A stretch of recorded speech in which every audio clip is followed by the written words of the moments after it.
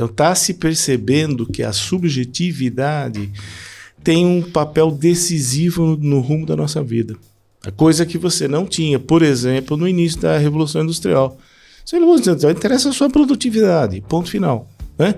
No trabalho escravo, pior ainda. Então, seu estatuto como ser humano ficava absolutamente secundarizado. O seu bem-estar não era questão. Né? Hoje a gente já tem essa outra onda, né? E o Mindfulness entra nesse sentido, né?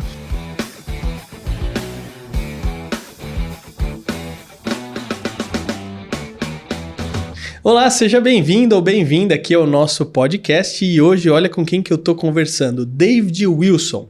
Ele que é psiquiatra e psicanalista especialista em Mindfulness e é sobre esse tema que nós vamos conversar hoje. Mas antes da gente começar, eu não posso deixar de falar sobre os nossos patrocinadores. A Unique, gerando relevância e autoridade para você e para o seu negócio através de vídeos no YouTube e podcasts iguais a esse aqui e também os cursos que eu estou comercializando lá no meu site, fernandovitulo.com.br. Estou deixando tudo aqui na descrição para você obter mais informações. E olha, tem uma porção de cursos ali interessantes. 2 deles são do Heródoto Barbeiro, o Media Training para o mundo corporativo e comunicar para chegar lá. Também tem o meu curso de YouTube e agora um lançamento recente que é o Propaganda para Empreendedores com o Zeca Martins, que é publicitário. Agora sim, vamos começar o nosso bate-papo. E aí, David, tudo bom? Tudo bem, obrigado. David, obrigado por você ter aceitado o convite e vir aqui bater esse papo comigo, viu? Aí eu que agradeço aí o convite e o acolhimento tão caloroso. Ô David, já que você é especialista em Mindfulness, vamos explicar para o pessoal um pouquinho o que é Mindfulness? Tá, Mindfulness é um termo que foi trazido diretamente do inglês. Ele tem essas desvantagens, é mais ou menos aquilo que aconteceu com o escrito do Freud. Freud faz um texto, diz Dasir und das Es. E foi anglicizado para the Ego and the Id. E virou uma latinização e talvez tenha levado o conceito a uma certa reificação, uma certa condensação que foi até certo ponto prejudicial em certas áreas. O Mindfulness tem mais ou menos essa mesma pecha, ele vem diretamente do inglês, aonde ele já é um neologismo, ele já não é uma palavra exatamente nativa do inglês, e mais ainda, vem do Pali Sati, que por sua vez também tem um uso muito específico quando a gente fala de meditação, práticas contemplativas. Então, basicamente, podemos dizer que a origem do Sati é nesse Pali, que é um dialeto já extinto de uma região da Índia, e significaria assim lembrar-se. Tem vários sentidos, você pode falar de lembrar-se como ter em mente, lembrar-se como simplesmente ter uma consciência daquilo, tá? Não é lembrar-se no sentido cognitivo que nós usamos hoje. Então, hoje em dia nós falamos, por exemplo, quadros demenciais, funções cognitivas, nós falamos de perda de memória. Não é esse lembrar-se, é o lembrar-se muito mais que remete à minha própria biografia e remete aos meus valores. Então, quando você pratica o Mindfulness, é isso. E você voltar um pouco para si, para voltar para os seus valores iniciais? É isso? Seriam os valores iniciais e os valores que você foi construindo no decorrer da sua vida, porque essas coisas são mutáveis, elas são até certo ponto flexíveis. Mas a ideia é a ideia do cultivo, de prestar atenção, de aprender a prestar atenção em si mesmo. Perceber o que se vai em você, notar o que pode estar influenciando aquele momento da sua vida, porque isso dá para a gente uma dimensão mais ética para a existência. Se eu sei melhor o que está se passando comigo, eu consigo me relacionar melhor com as pessoas à minha volta e com os problemas que eu tenho que enfrentar no cotidiano. Eu acho que aí entraria um pouquinho da minha segunda pergunta, que é qual o objetivo do Mindfulness? Então eu estou entendendo que faz parte também de uma jornada de autoconhecimento para você poder se relacionar melhor com o mundo e com as pessoas que estão à sua volta. O objetivo, no nosso contexto, é sempre complicado, porque ele sempre remete normalmente a alguma forma de utilitarismo. né? E aqui nós estamos lidando muito mais com o fato da existência humana. Isso é um pouco mais transcendente, um pouco mais polissêmico, um pouco mais difuso. Mas a ideia é prestar atenção em si mesmo. Mas esse prestar atenção em si mesmo não é prestar atenção naquilo que eu imagino em mim. É prestar atenção em mim onde eu não me imagino. E aí você vai tendo o quê? Você tem todo o convite a fazer o corpo participar do processo. Não é simplesmente uma reflexão, mas o corpo entra. Por que o corpo entra? Porque o corpo é a parte do meu ser ao qual frequentemente eu não presto atenção. Quem que precisa do mindfulness, né? Quando é que a pessoa ela chega numa consciência e fala assim, preciso fazer, eu não sei se é uma sessão, como é que funciona essa questão do mindfulness, né? Para ela falar assim, preciso fazer isso. Porque até então eu estava entendendo, ou o que eu entendia de mindfulness, né? Era um processo de você... eu imagino o seguinte, a pessoa está com a cabeça muito cheia, sabe aquele processo de mente acelerada? Tem gente que tem mente acelerada, né? Tá ali cheia de coisa e fala assim, não, eu preciso fazer um mindfulness, eu preciso dar uma esvaziada, entre aspas, na minha mente para relaxar um pouco, me concentrar um pouco mais, focar um pouco mais. Eu imaginava o mindfulness um pouco desse processo. Quando que a pessoa ela fala assim, eu preciso de mindfulness? Eu vejo assim, né? Quando a questão é mindfulness, nós temos um ponto que não é exatamente precisar, mas digamos assim, o momento que a pessoa se dá conta que talvez fosse bom, seria melhor, ou convém eu ter uma atenção, eu cultivar alguma coisa relacionada a mim mesmo. Precisar já é um pouco... dá a sensação de uma necessidade muito mais do que algo que viria a acrescentar. E o mindfulness é muito mais algo que vem a acrescentar. O mindfulness não é algo para a quem falte algo. É uma prática para as pessoas que estão dando conta da vida. Elas estão conseguindo dar conta, estão resolvendo, mas o que acontece? Esse desgaste, esse dia a dia, em inglês fala wear and tear, é o uso e o desgaste que você tem, vai gerando consequências no seu organismo, no seu corpo, na sua psique. E o mindfulness vem como uma espécie de manutenção, né? Como a gente tem muitas vezes no código genético, no DNA, nós temos parcelas do DNA, o DNA é aberto, né? Ele é decodificado e depois ele é fechado, isso molecularmente. Existem enzimas e existem processos que reparam o DNA depois do uso. Porque com o uso muito sistematizado, a tendência com o tempo é você ir tendo desgastes e o mindfulness vem como se fosse um antídoto, um elemento de manutenção da minha saúde, da minha rigidez, do meu bem-estar. É mais ou menos uma pessoa... É porque a palavra precisa parece ser uma necessidade na minha fala, né? Mas eu tô entendendo um pouco o que você tá falando. É aquela coisa assim, por exemplo, eu comecei recentemente a fazer academia. Porque eu preciso, né? Olha só que interessante, né? Perder peso, melhorar a minha saúde, né? Então, vários benefícios aí que trazem o processo de eu fazer exercício físico. Então eu fui atrás de uma academia. No caso do mindfulness, quais são os benefícios dele? Sim, são diversos, são inúmeros, e a gente tem já um corpo, nos últimos 15, 20 anos, a gente tem um corpo de pesquisa muito grande em cima de mindfulness, publicações em periódicos científicos. Então nós encontramos benefícios do mindfulness em diversas condições clínicas, né?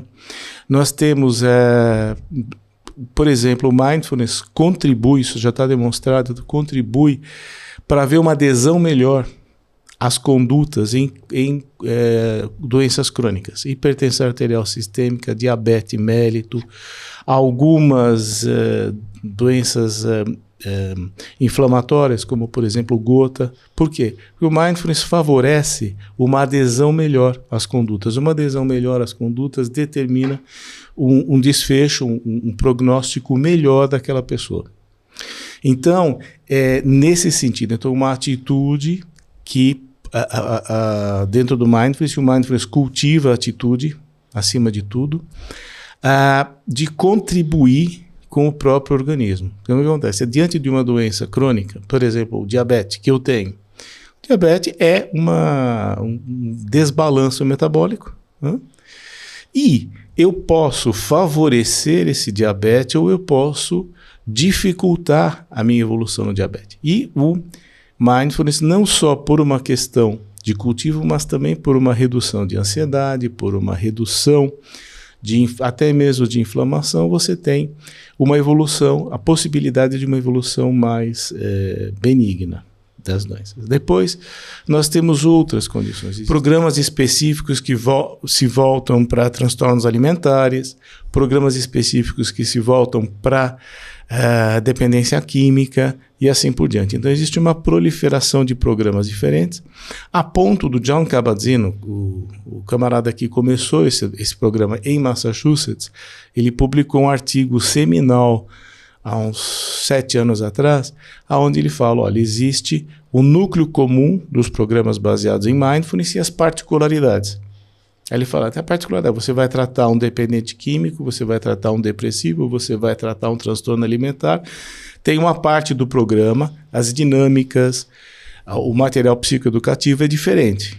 Mas o núcleo, que é a prática do Mindfulness, ele é comum. Esse núcleo é comum a todas as práticas. E aí ele fala que existem intervenções baseadas em Mindfulness, existem intervenções informadas em Mindfulness, em que você usa princípios do Mindfulness, mas você não faz exatamente uma prática contemplativa, tal como é nos programas. Ô David, você é psiquiatra. Sou. Bom, e você citou algumas questões aí, por exemplo, depressão, né? Ansiedade e tal. Bom, vamos supor uma pessoa, ela começa a ter alguns sintomas, palpitação, começa a ficar muito ansiosa e tal, e aí ela vai algumas vezes no pronto-socorro e o médico fala assim, ó, você precisa procurar um psiquiatra que você tá com sintomas de síndrome do pânico. Vamos dizer assim. Tá. Aí a pessoa assim, bom, vou no psiquiatra. Quando a pessoa ela chega lá numa sessão, por exemplo, o Mindfulness é uma das técnicas que pode ser aplicada para essa pessoa. Porque, por exemplo, depressão, ansiedade, síndrome do pânico e outras patologias, né, que são tratadas por psiquiatras, podem ser tratadas com remédio, por exemplo. Sim. E tem outras coisas também, até a mesma atividade física. O Mindfulness é uma dessas técnicas que a gente pode aplicar para tratar essas patologias? É uma das. Né? É uma das. E temos várias técnicas. Tem terapia cognitivo comportamental, tem as outras psicoterapias. Você tem um volume imenso de trabalho desenvolvido por pessoas muito sérias e técnicas com resultados muito bons. Normalmente, um transtorno psiquiátrico maior, por exemplo, fala transtorno psiquiátrico até uma ansiedade muito intensa que motiva um pronto-socorro. Raramente você não vai usar uma medicação. Porque ali, de uma certa forma, já passou bastante do ponto. Se havendo tempo, hoje nós podemos falar um pouquinho sobre resiliência e como, na verdade, o ataque de pânico ou outras coisas semelhantes, a depressão muito importante, são momentos em que se passou, se teve uma exaustão, o quadro já avançou bastante, né?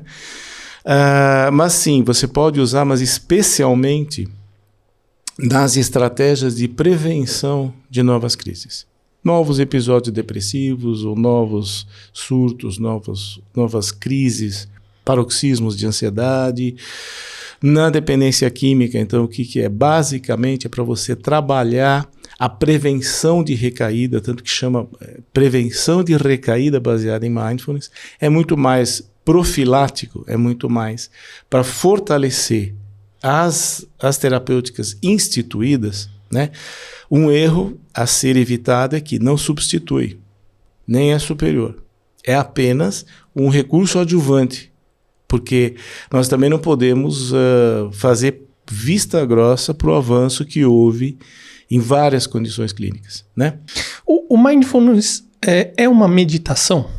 É uma forma de meditação. Agora, meditação é um termo muito amplo. Meditação pode significar praticamente qualquer forma de reflexão. Então, uma oração. Não tem um endereçamento como uma prece teria, mas, digamos assim, para os fins de uso que a gente tem, que é dialogando com a ciência, dialogando com a clínica, dialogando com a vida corporativa, com as estratégias de negócio, o mindfulness seria simplesmente o núcleo técnico prestar atenção de forma deliberada, sem julgamento, de uma maneira equânime, ao desdobramento da experiência subjetiva. E aí a gente entra numa coisa que é interessante, que é a experiência subjetiva. Talvez seja aí o ponto onde haja tanto sofrimento contemporâneo. Nós vamos para a escola, nós aprendemos desde cedo a controlar os nossos esfíncteres, então a gente aprende logo cedo que xixi e cocô tem lugar certo, a gente aprende logo cedo que comer tem hora certa, a gente aprende que a sobremesa é depois da comida de sal, e isso não tem fundamento biológico algum, não tem motivo para isso. Cadê minha esposa? Né? Deixa eu chamar minha esposa aqui. Oi? Chama minha avó. Cadê minha mãe? Viu? A hora de sobremesa pode vir antes do almoço, não tem explicação biológica nenhuma, viu? Pode substituir, inclusive, viu? E eu vou comer só doce agora no almoço. Uma bola. E aí nós aprendemos todas essas regras. No entanto, nós não temos nenhum treinamento, nenhuma atenção ao que se passa com a gente subjetivamente. Ou seja, qual é o preço emocional?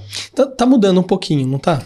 Eu acho que sim. Eu acho que inclusive o afloramento do mindfulness, ele entra um pouco nessa onda mesmo. Sim, eu acho que sim. Nós estamos percebendo, né? O Yuval Harari, ele fala muito disso, ele fala no livro Sapiens ou Homo Deus, enfim, um deles aí. Ele fala, olha, nós temos a rede intersubjetiva. Então está se percebendo que a subjetividade tem um papel decisivo no rumo da nossa vida. A coisa que você não tinha, por exemplo, no início da Revolução Industrial. A Revolução Industrial interessa a sua produtividade, ponto final. Né? No trabalho escravo, pior ainda. Então, seu estatuto como ser humano ficava absolutamente secundarizado. O seu bem-estar não era questão. Né? Hoje a gente já tem essa outra onda, né? E o mindfulness entra nesse sentido. Né? Ô David, quem que aplica o mindfulness? Porque, por exemplo, se eu tô com sobrepeso ou tô obeso, às vezes eu vou procurar uma nutricionista. E aí eu vou no nutricionista, a nutricionista vai me dar uma dieta. Porque às vezes é até perigoso eu fazer uma dieta por mim mesmo, né? Claro que algumas coisas a gente sabe que precisa maneirar nesses casos. Mas no caso do mindfulness, eu preciso ir num psiquiatra ou num psicólogo para começar a fazer, desenvolver e assim por diante? Olha, essa é uma bela questão, porque em alguns casos o mindfulness tem sido vendido como uma coisa inócua, por assim dizer. Não que haja consequências nefastas, mas nem todos estão necessariamente num momento em que é recomendável. Né? Então, por exemplo, pessoas que já tiveram episódio de despersonalização, desrealização, é um fenômeno que você tem em situações, algumas experiências sob efeito de droga, ou em exaustão absoluta, ou quadros de ansiedade muito intensa, em que você tem uma sensação estranha de que você não pertence à cena. Quem tem muito isso, talvez seja interessante que faça as técnicas de uma maneira atenuada. Né? A gente tinha no passado, houve muita resistência à ideia do mindfulness, porque houve algumas experiências muito nefastas. Mas era o seguinte, você pegava um sujeito que estava muito ansioso, ou ele estava tendo experiências de desrealização, despersonalização, coisas um pouco psicóticas até. Você levava para um lugar de isolamento, você fazia o cara jejuar, privação de sono, convidando o sujeito a um estoicismo extremo, e às vezes havia eclosão de quadros clínicos. Né? Mas isso é completamente diferente do que a gente tem hoje, que realmente anda par e passo com as ciências da saúde, a gente evita. Mas, sem dúvida alguma, né, é preciso muito cuidado. Então, o ideal é ter um profissional te acompanhando. Sem dúvida, né? Sem dúvida. Fala-se muito assim O importante é que a gente entenda que não é a panaceia. Não é a solução para todos os males do ser humano, né? Não, de maneira alguma. Você tem alguma limitação. Agora veja, o fato de haver a limitação só vem a confirmar a eficácia. Porque tudo aquilo que tem efeito pode dar errado. O que não pode dar errado não é da ordem do real, é da ordem do imaginário. Então, sem dúvida alguma, há cuidados a ser tomados, e aqueles que querem enveredar pelo mindfulness, pela porta, né, das ciências de saúde, etc., é importante ter pelo menos a anuência, o endosso do profissional. Eu acho importante você falar isso para o pessoal ver que não é uma fórmula. Tipo assim, olha, gente, você vai fazer isso, isso, isso, e aí você vai conquistar tais objetivos, você vai resolver esse problema, você vai... Como muitas coisas, às vezes a gente vê o pessoal vendendo aí, principalmente na internet, ou como uma fórmula mágica de resolver os seus problemas, né? Então, cada pessoa vai se desenvolver de uma maneira diferente, e para cada caso tem que ser avaliado e falar assim, olha... Para você é mais indicado esse tipo de tratamento, essa solução aqui é mais adequada e assim por diante. Vai encaminhando junto com a pessoa, né? O mais importante é que a pessoa sente vontade. Ela acredita que ali tem algo para ela e ela gostaria de investir nessa direção. Veja, o ceticismo, né, o cuidado, não é o ceticismo no sentido do descrédito geral. Mas, assim, nos programas a gente faz e convida a pessoa a realmente prestar atenção. Veja se isso está sendo bom para você. Vê se você está tendo proveito. E no desenvolvimento dos programas, existe oportunidade ampla da pessoa se manifestar com isso, em relação ao que ela está sentindo e tudo. Aliás, é parte do programa. Inclusive, assim, né, uma das coisas que a gente sempre fala assim, olha, desse 8 semanas. Vai contando o que você está sentindo, mas de 8 semanas, 2 meses, ou dependendo 3, vá até o fim. Depois você terminou, você viu o que quer, se você diz, olha, realmente não é para mim agora, vá em paz, né? Mas primeiro experimente, tenha uma experiência um pouco mais longitudinal. Não adianta fazer uma vez e falar, não serve, né? Não. Geralmente quaisquer práticas, arte marcial, academia que você citou, correr, geralmente a primeira vez é a mais chata. É uma porcaria. É uma porcaria. É um horror, né? Depois você vai, obviamente, né? Não, e vai ficando bom. A gente tá agora, minha esposa, a gente tá fazendo academia já faz uns 3 meses, mais ou menos. Fantástico. Nossa, e a gente... Nossa, que bom. Hoje, por exemplo, todo dia de manhã eu acordo e vou caminhar. Então, hoje, como tava chovendo, eu fui pra academia na esteira. Então, caminhar e correr. Nossa, mas eu saio de lá outra pessoa e passo o dia muito bem. E quando eu não faço, eu falo, alguma coisa tá estranha. Caminhar é uma das práticas do mindfulness. Caminhar com atenção plena. Então, assim, isso é pôr o corpo em funcionamento. Isso é fantástico. Ô, David, vamos supor que eu fui lá no psiquiatra, aí... psicólogo também... aplica a prática de mindfulness? Eu acho que a maioria dos instrutores são psicólogos. Tá bom. Então, vamos supor que eu fui no psiquiatra, no psicólogo, faço lá, ele me explica mindfulness e tudo mais. Eu vou fazer sozinho em casa ou eu só vou fazer durante uma sessão? Tipo piscina da academia?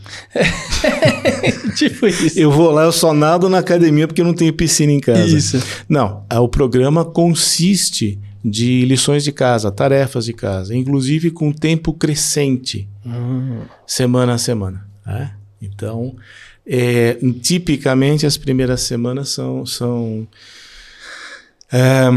o tempo é mais curto, né? E a dificuldade é maior, e o passar do tempo tende a ficar mais fácil. Por isso que é interessante falar 8 semanas. Legal. É tempo da pessoa perceber a mudança. Que bacana. Né? Algumas práticas, alguns programas fazem o seguinte, o camarada escreve uma carta para si mesmo e depois ele relê a carta passado não sei quanto tempo. Alguns meses. E é muito interessante, impacta muito. Que bacana. O sujeito. Que legal. Ô, David, a gente tem duas perguntinhas que eu quero fazer aqui para você antes da gente encerrar, mas olha, você tem um livro, o Mindfulness, que é esse exatamente que está aí do seu lado, né? Sim, sim. Queria que você falasse um pouquinho desse seu livro. Olha, esse livro aqui é assim, ele foi escrito com a ideia, ele é o acúmulo, ele é o resultado de alguns anos de prática, de alguns anos como instrutor e do convívio com os demais instrutores, o convívio político, institucional, que os instrutores hoje têm, isso é inegável, né? E são reflexões que pretendem aprofundar um pouco mais o entendimento que a gente pode ter, porque assim, mindfulness corre o risco, como tudo aquilo que é muito disseminado, é muito difundido, corre o risco de ser banalizado. Aí a leviandade entra, né, como uma infiltração no casco do navio. Eu acho que a gente viu isso nas correntes psicodinâmicas, nas psicoterapias psicodinâmicas, a gente vê isso em muitas linhas religioso-espirituais, você vai vendo a banalização de certos conceitos, a mercantilização. Quando eu falo mercantilização, não é nem econômica, é o barateamento mesmo, conceito extremamente algo a você trabalhar e cultivar por toda uma vida, está sendo ali dito como se fosse uma coisa que vem no estalar de dedos, né? Então foi muito nesse sentido. Tá? Que legal. E olha, como o canal aqui é para empreendedores, para empresários e tem um pouco mais desse foco, né? Tem muitos empresários e empreendedores procurando mindfulness? Eu acho que sim. Diria como indivíduo, que eu acho que o empreendedorismo é uma coisa de desgaste emocional muito grande. Eu acho que o desgaste emocional é maior até do que o desgaste cognitivo, de resolutividade e tal. No livro aqui eu tenho um capítulo que eu dedico à vida corporativa. Olha que legal. E lá eu falo, por exemplo, uma das coisas que é complicada no empreendedor e no empresário, hierarquia e culpa. Hierarquia e culpa, porque não foi nenhuma nem duas vezes que eu atendi no consultório o businessman, como é que chama? O executivo, que vem assim, olha, eu tive que passar a faca no pescoço ver para você vai ter que desligar 3 pessoas. E aí você fica na escolha de Sofia. Se o desgaste emocional disso é estúpido. Né? Então, exatamente esse desgaste que é aquilo que o mindfulness visa restituir. Agora, tem também nesse meio, existe uma coisa que eu acho que é um pouco complicada, que é um uso utilitarista. Então, não é porque eu aplico um programa de mindfulness no meu departamento que o meu departamento necessariamente vai ser mais produtivo. Não adianta ler por aí, porque nem sempre vem desta maneira.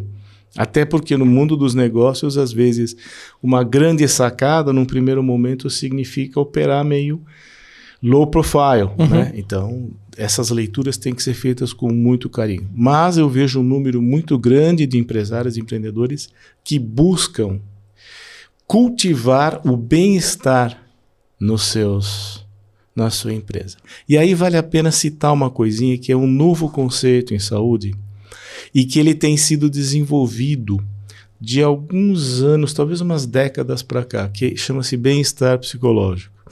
Bem-estar psicológico, alguns anos atrás, significaria, ele não tem ansiedade, ele não tem depressão, ele não tem maiores preocupações, ele não está triste, ele está bem, está de bem com a vida, ele tem bem-estar psicológico.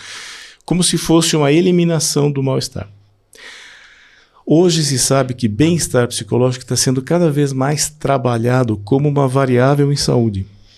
Algo a se conquistar, algo a se cultivar e algo a não se perder. Então, quando você tem uma ansiedade exacerbadora, um episódio depressivo, alguma coisa assim, normalmente este bem-estar psicológico já está perdido bem antes de eclodir o quadro. Então você tem um período aí em que você tem a possibilidade de viver de uma maneira miseravelmente, sem necessariamente ter uma alteração de saúde no sentido da classificação internacional de doenças, no sentido da OMS, no sentido da alopatia. No livro eu cito a famosa metáfora do carvalho e do junco. Então você tem lá o carvalho e você tem o junco. E o carvalho se gaba para o junco que ele tem uma consistência lá, babá. Aí vem o vendaval, o carvalho trinca e cai e o junco está lá. O carvalho tem resistência, força, resistência. O junco, porque sabe ceder ao vento, tem resiliência. Ele entra na operação, o vento castiga ele, mas no que para, ele se refaz.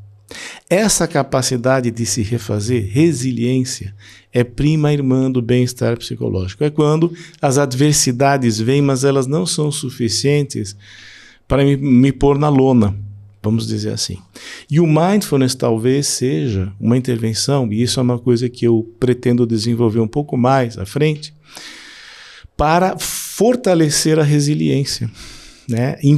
Que haja o impacto subjetivo da adversidade não seja tão intenso, não me pegue de mau jeito, vamos dizer assim. Ou de surpresa. De surpresa. Né? Eu achei legal o exemplo porque eu acho que nunca foi tão bem explicado o significado de resiliência. Eu acho que por essa história aí dá pra sacar bem. Agora, o David, pra gente finalizar, o que não é mindfulness? Relaxamento. Tá? E ter um objetivo na prática. É claro que a longo prazo você vai praticar porque você espera determinados efeitos, mas é muito importante que você não se cobre esses efeitos naquele momento exato. Naquele momento exato é muito mais uma contemplação, é muito mais você perceber o que está acontecendo com você do que estabelecer regrinhas de funcionamento ético, de funcionamento cibernético, vamos dizer assim. Tá? Não é um dever. Então, mindfulness, a partir do momento que se adquire as características de um dever, ela perde brutalmente o seu poder de benefício. Legal. David, eu queria muito te agradecer por você ter vindo aqui, explicar um pouco aí pra gente sobre mindfulness. E olha, todo mundo que vem aqui ganha um presente. E com você não vai ser diferente. Muito obrigado. Olha só, essa aqui é uma lembrança da Unique para você. Obrigado. Espero que você goste. Faça bom uso para você fazer, guardar um dinheirinho, vamos dizer assim. Muito obrigado, viu? David, obrigado mais uma vez, viu? Eu que agradeço. E olha, espero que você tenha gostado aqui do nosso papo. Lembrando dos nossos patrocinadores, a Unique gerando relevância e autoridade para você por meio de vídeos no YouTube e podcasts iguais a esse aqui. E também os cursos que eu tenho para vender lá no meu site, fernandovitilo.com.br. E olha, tá recheado de conteúdo bacana.